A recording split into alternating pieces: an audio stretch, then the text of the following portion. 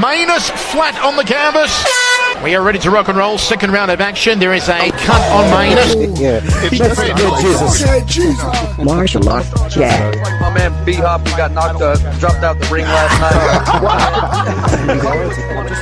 I need a little judo baby. I need me a little judo baby, and let's do it, Rhonda. Let's hit me up. See you were telling me this. You've got a face for radio. That's got a face for me. That's nice. Martial arts chat. Martial arts chat.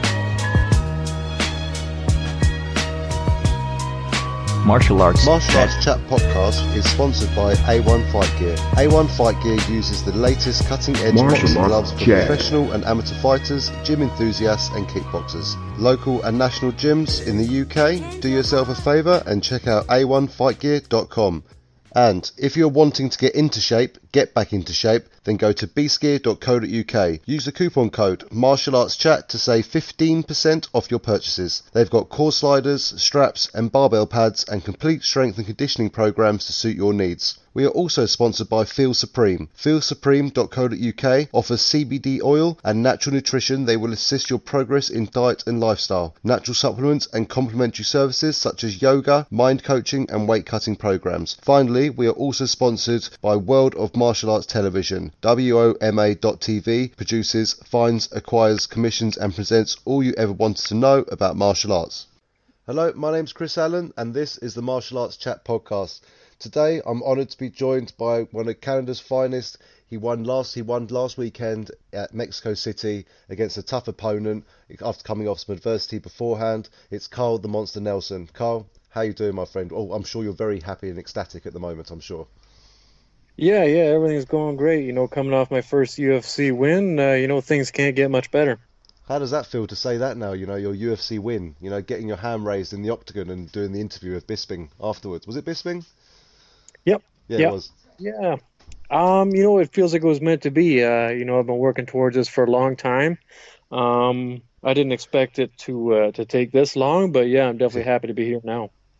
Obviously, you had your hand raised in the octagon, so what was it now? It's been like an 8-year journey, hasn't it now? So how does it feel, all that hard work and effort, hand raised in the cage? What are you thinking next? Yeah. So I started training kickboxing and jiu-jitsu and stuff when I was 14. So it's been 14 years of training, 8 years of fighting pro. Yeah.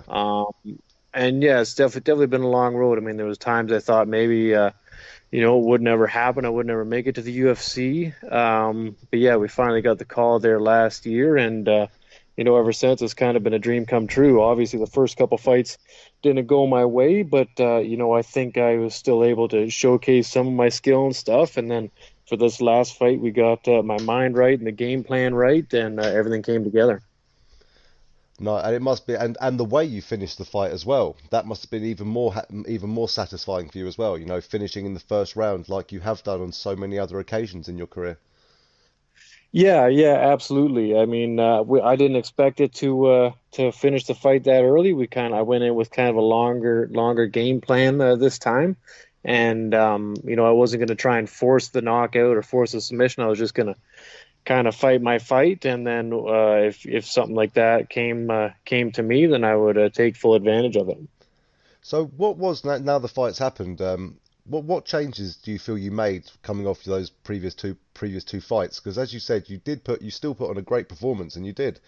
And so, what did you change, if anything, going into that third fight?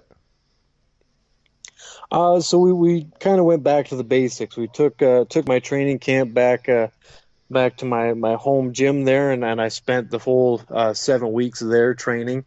So again, just with my head coach, Alin Halmaji, my wrestling coach, Adrian Woolley, and then all my usual training partners. And I think that worked the best, as far as the game plan and my mindset and all the preparation. I think it worked really well kind of being at home. So I think moving forward, that'll be kind of the game plan. How much time did you give yourself before you actually went to Mexico City? I waited right until the UFC wanted me there, so they flew us there on the Monday of the fight week. Okay. And am I right in saying Mexico City is at a higher altitude as well, or is that New Mexico? Am I getting them mixed up? No, yeah, it's Mexico City. Mexico City is at 7,300 feet above of sea level. Wow. So how did you, obviously a lot of fighters tend to go out to these countries which are definitely high altitude to prepare themselves. Did you not feel that you needed to do that sort of thing as well? You were quite happy to fight at that altitude, or were there certain methods you were doing back home in the gym which mimicked, let's say, mimicked the altitude? Yeah, so I worked with my sponsor, the Sport Lab, and they kind of put together the whole altitude protocol. So I know a lot of the other fighters on the card went out 3 weeks, 6 weeks, like they went out early to try and get used to the elevation. Yeah. But what we did, again, I worked with the Sport Lab and they hooked me up with an elevation 10. So every night I would sleep in the elevation tent. So I would be at elevation, and over time we went up, and we ended up going even higher in the elevation tent than the elevation in Mexico. So when I got to Mexico, I didn't notice really any difference in the air elevation or anything. That's crazy. I think I saw on your social network you posted up a picture of that, didn't you? It looked like just a large shower curtain pretty much over your bed sort of thing, wasn't it? It's Yeah. like a big plastic box. If you know the technical behind techniques, how does it work? What does it do to make it to mimic it? So it's got a like a big machine that's hooked up to it, and it runs a hose into that tent, Yeah. and then it takes the air outside, and then it reduces the oxygen in the air, because that's basically what happens at elevation. You get less oxygen when you breathe, so Yeah. it just takes the oxygen out of the air. So again, I think the air normally where I was staying was around 21, 22 percent oxygen, and then that would bring it down to 15, 14% oxygen. Wow, man, that's crazy. That's that sort of technology that's available now, and these things to help you do that. Like you see some guys, GSP used to do it all the time. He'd always wear like a face mask, sort of. What those apparatuses called you wear on your face to also help mimic it? Yeah, I think it's like the name brand is like Training Mask, Yeah. but Is yeah, that again, it just kind of limits the amount of air you can take in. But you're actually like almost, well, let's say you sleep 7, 8 hours a night. You're actually living in that sort of atmosphere for that long that amount of time. Do you find that's a lot more beneficial what you're doing compared to having the air restriction? Yeah, because then your body has to adjust to absorbing less oxygen as opposed to the same percentage of oxygen, just not breathing in as much.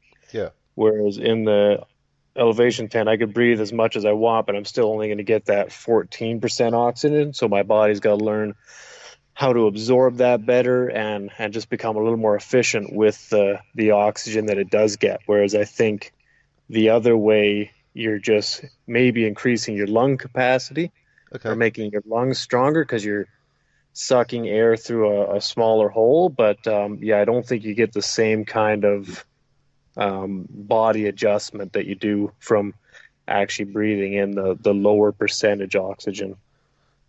That's crazy, and call me naive, but I've never seen that before. You're the first person I've ever seen, or to at least take a picture of it. You know, are there quite a lot of other athletes using this sort of thing as well? I haven't heard of any other fighters, but I think like marathon runners and stuff like that, Yeah. if they're preparing for an event, or even like I think cyclists maybe, if they're going to be going through some high altitude and stuff, they would take advantage of that. But yeah, as far as the MMA world, I haven't heard of anybody using it. And do you think would that also sort of be beneficial to use at a normal altitude fight for you as well? Is that still beneficial in that circumstance as well? Yeah, I think it's beneficial all around. If you sleep in it and your body adjusts to the less oxygen, and then you go out of it and then you train in normal oxygen, then you're able to take full advantage of the oxygen you can get at sea level, and then you're able to train at a much higher level.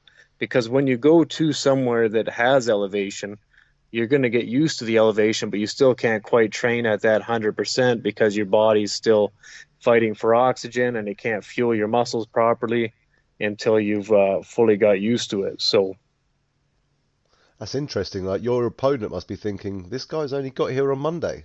You know, has he adjusted? And there you are, giving away your secrets. well, I waited till after the fight, but yeah, it's the Sport Lab helped me out a lot with that, and I wasn't too worried about people figuring it out after the fight. No, that's it. If anything, it should encourage people as well to use the same sort of techniques as well. And they can see it's definitely worked with yourself. You didn't need to go out there weeks and weeks, leave your family behind, all that sort of stuff. So that must have been nice as well, being at home. You got all the family around you. Is that some sort of extra motivation as well? Because you got all your family and friends close by? Yeah. I mean, when I'm in the training camp, I kind of shut everything else out. I still see my son every now and then, but where I train, like my home gym is about 3 hours away from my actual house, so I usually travel there, and then I spend the week there, and for this training camp, I basically just stayed there for the 7 weeks. Oh wow, man, dedication though still. But as you said though, you're only 3 hours away, opposed to 3,000 miles away, as they say. Exactly. Yeah, that must have been lovely, and not have to go too early. So when did you start this the bed chamber, whatever it's called? Sorry. Yeah, I believe I started about 5 weeks before Mexico. Yeah. And did you do anything else after that as well? Was it? Oh, sorry, not I say after, during as well for the altitude, or was it literally just that? Nothing specific for the altitude. I mean, we did a lot of hill sprints and a lot of cardio stuff just to make sure that my cardio and everything was there. But that's something that we generally do anyways. So. Well, yeah, as you said, you're always planning for a 3-round fight, but I know what you're like, Carl. You like to get it done in the first. Yeah, absolutely, and I think the fans enjoy it too. So. No, it definitely did. I think even when you knocked him out, even if you were in Mexico, you still were getting some cheers though. You got some respect as well at the end of it, which was really nice from them. Yeah, you got a few cheers. I definitely think I won over some of the Mexican fans. I think they're like they come from a warrior culture. Obviously they're big in boxing and MMA and stuff. And I think if you go in there and you can show them that you're a warrior and a fighter, then even though I won over their countrymen, they still appreciated the fact that I went out there and fought like that. Nah, that's it. And you went all out, and no disrespect yourself, as we said, your last previous fight, you put a fantastic performance on. Did you, when you were about to walk out, walk down that ramp, did you almost feel like your back was against the wall at all a bit, in this fight, or, were you not thinking about anything like that? I knew you deserved. So I just want to say you do. I'm not trying to say you don't deserve to be in there. You deserve to be in there for fight after fight because you always bring the fight. You always don't shy away and just grind it out on the ground. So I just want to make that point. I wasn't trying to offend you there. Yeah, no, not at all. I knew. Usually most guys only get like 2 shots. I mean, you lose 2 in a row, and generally you get cut. So I knew that being my 3rd fight that, either I had to put on, a fight of the night performance or do something spectacular, or I had to, win excitingly. So now I didn't let it play a factor in the fight. I still went out and I did, exactly what we wanted to do in the game plan. So, I didn't let it affect me anyway like that, but, it was in the back of my head for sure. Yeah, but as I said, it didn't show though. When you were fighting, it definitely didn't show you had any sort of nerves at all. You went, as always, head down straight forward, putting pressure on straight away. And within, 1 minute 36, 1 minute 37, wasn't it, round 1? Yeah, 1:36. Yeah, that's it. So, again, to get it done in such devastating style, you didn't take any damage at all, not that I saw anyway. So, Nope. You must be feeling pretty healthy, pretty good, and ready to go again quite soon, would you say? Yeah, absolutely. I mean, I'm hoping, we'll talk to the UFC next week and see if we can't get something set up before the end of the year. Well, yeah, Dana White you're his favourite type of fighter. He loves fighters that come and fight. You know what I mean? I'm sure God forbid you even lost your last fight. I'm sure he would have had you again, just from your style and the way you are, and how you just press forward and put on an entertaining show for the fans. You know, that's really, really important. I said your name's definitely getting out there in the UFC world. So what's all your followers been like then recently, you know, after your win at the weekend? Very exciting. I mean, obviously, now coming off a win, getting a lot more followers on my social media and stuff, so that's awesome. Yeah, man, you must be getting popular. Yeah, and then everyone in my hometown. I mean, my hometown, everyone's been supporting me all along anyways, but, it's nice to be able to bring a win home for them. Everybody's super ecstatic. No, mate, it's great to see. You know, you're following in the footsteps of some fantastic Canadian fighters in the past. We don't need to mention their names. And, it must be great that you're this new era now. You're coming through, and I'm sure you want to follow in the footsteps of some of these guys. Yeah, absolutely. I'd like to be, the next kind of Canadian star and take the torch of Canadian MMA. That's it, and you're definitely doing it the right way. Like, I think that guy's going to be feeling that over right hand for the next couple of years, you know? Yeah. The commentators enjoyed that one. So, obviously, in the current situation you're in, when you broke, you threw a lovely elbow when you broke from the cage. And when that landed, did you know your opponent was hurt? Yeah. As soon as that landed, I knew it was pretty much over. So I really opened up with the punches and stuff. I knew he was hurt bad, and all I had to do was hit him a couple more times, and that'd be it. No, that was it. That was literally it, though, wasn't it? He hit him some a left and a right, and obviously before that, which some people might not notice, was you did land a beautiful knee as well, which he wasn't impressed about, which I think made him drop his hands, which is where you landed the elbow. And so when he went down, you landed those punches. You know, what was going through your head? Were you thinking, I'm going to finish this, or were you just still concentrating on making sure you didn't gas out? Yeah, I know. I was pretty excited. I just went 110%. I knew it was over and the ref would stop it soon, so I wasn't worried about conserving energy or anything like that. I just wanted to hit him as hard and as fast as I could. I bet it was one of the best feelings you ever had then, yeah?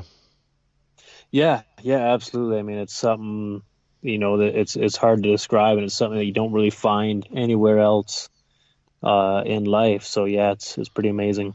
No, that's it, and it said fully deserved. Watching your career from before the UFC as well, you've dominated. And no, I said your first two UFC fights, you dominated the first round in both of them pretty much. And now you've got a massive win. And also, what a lot of people forget to realise is another adversity you came against was your opponent was coming down from a heavier weight. Yes. That was his first fight at 145. Usually fights at 155, and I mean he was definitely a big guy. He was taller than me. I imagine he was probably a fair bit heavier than me on fight night. But I mean, with the kind of power that I carry in my hands, it doesn't really matter. Well, you definitely proved that with the power in your hands. That he sort of when you hit him with the elbow, it was like he sort of was trying to handle it, but then that overhand right came over. He wasn't expecting that. I think he was expecting you to hook up for the takedown. Because was that what you were thinking initially? You were trying to get the takedown, or was it just to get him up against the cage? I just wanted to slow him down a little bit. Polo he's a fast starter, an aggressive starter, and I'm a pretty fast starter and aggressive starter too. So I mean, we could have met in the middle and just had a firefight, but I was trying to be a little bit smarter this time. So I thought, you know what, I'll slow the fight down a little bit for the first couple minutes and feel him out a little bit and see what happens. And so I wasn't really trying to get the takedown, but it was almost there. So I thought, you know what, I'll show it, see what happens. And then we ended up against the fence, and yeah. And the rest just flowed naturally, And here we are now, talking about a fantastic win, and I'm sure you'll be fighting again soon. I don't know, is there any Canada cards announced for any time soon? I don't think so. I think there's going to be some next year, but like I said, I want to try and get one more in this year, and then I'd love to fight on all the Canadian cards possible next year. No, for sure. And before we move on to actually fighting in Canada, one thing about your fight, and I don't agree with this at all, I'm not just saying that because I'm speaking to you, there are a few people talking about it as an early stoppage and things like that. In my opinion, the cage was the only thing holding him up at that point.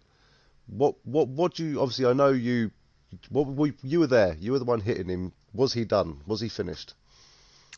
Yeah, absolutely. I mean, after I can't remember if it was right after the overhand or what, but he tried to throw a punch back, and there was just absolutely like he threw it out in the middle of nowhere. There was no power, no speed on it. He was completely out of it on his feet. Yeah, the cage was holding him up. But I mean, even after the fight got stopped, they sat him down on the stool for a couple minutes, and then they tried to get him up to come stand beside me while the referee held my hand, and he still couldn't quite stand upright or walk right. So they were kind of helping him over to the ref, and so yeah, I mean he took a lot of damage in that short amount of time, and I really wouldn't want to see him take too much more damage.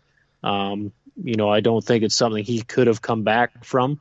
So I'm happy the ref stepped in. Yeah, for sure. Because what people forget as well is you landed an overhand right, but his head was against the cage. There was nowhere for his head to go. It was literally just a full impact. And you can tell he was very rocked. His eyes were gone. He blocked, and even the shots you threw afterwards, you showed your power there because he was blocking, but he was in some bad way though still. Yeah. Still, every time I hit him, it spun him to the left and then spun him back to the right. And, yeah. Yeah, I think personally the ref made a very good decision. The cage was the only thing holding him up. There was no, if anything, if you kept hitting him, he was only going to fall to the ground, and I'm sure it would have finished by TKO anyway. Don't you agree? Yeah. No, I mean, yeah, he would have ate maybe 2 or 3 more hard shots, and then fell down, and then he'd be a little more worse for wear than he is now, and I think that would have been unnecessary. Yeah, and it's good, very good refereeing. It must be a very tough job for these refs. They've got to make a split decision there and then, and the referee's just trying to protect you guys in there. And that's the most important thing. A devastating injury in this sport, could be the end of it. Yeah, we have a very short career, and we need to try and fight as often as possible and make as much money as we can to try and support our families and stuff. Especially we got to retire at 34, 35, and hopefully make enough money to support your family for a while, or Well, you keep doing what you're doing. There's fighters fighting up until they're in their 40s now, Kyle. Successfully as well. Uriah Faber's made a great comeback. Randy Couture fought until late 40s. Never say, look at Yoel Romero, 42 years old and doing jumping splits and stuff like that. It's ridiculous. Yeah. I mean, hopefully I can have a nice long career like that, and win the belt and defend it for 5-10 years. And yeah, man, they'll build another statue for you next to GSP. That's what they'll be doing. Awesome. that would be the dream. That'd be the dream. But you're definitely following the right footsteps of especially people like Rory McDonald as well. He's still doing very well. So no, it's definitely a good time for Canada at the moment, and upsetting night for the Mexicans. But hey, they can't win all the fights because at the end of the day, they probably weren't. Maybe what they're like. You were quite even on the odds on that fight, but yeah. You know what I mean? But you're both coming off a loss, and it was a very interesting fight to see what panned out. And fantastic first round finish. On to the next. I know you don't call people out. You're not a smack talker or anything like that. I know you're not. You're a very humble guy. You don't want to cause anyone any unnecessary damage. But is there anyone in particular you'd like to take on? Who would you be able to show your skills against? Really well, and also have a very good matchup against as well. Yeah, I'm not. I mean, as far as my next fight, I'm not too worried. I just want to get another fight as soon as possible. But after I win another fight or two, I definitely like to try and avenge my last loss against Matt Sales. Yeah, that's my only loss at 145 pounds. So, and obviously, I think it's a fight that I should have won. So, I'd like to get that one back. But just coming off my first loss in my first win in the UFC, I don't think I've really got the bargaining power now to ask for much. So I'm going to keep proving myself, and then once I've made a name for myself, then I'll start avenging my losses.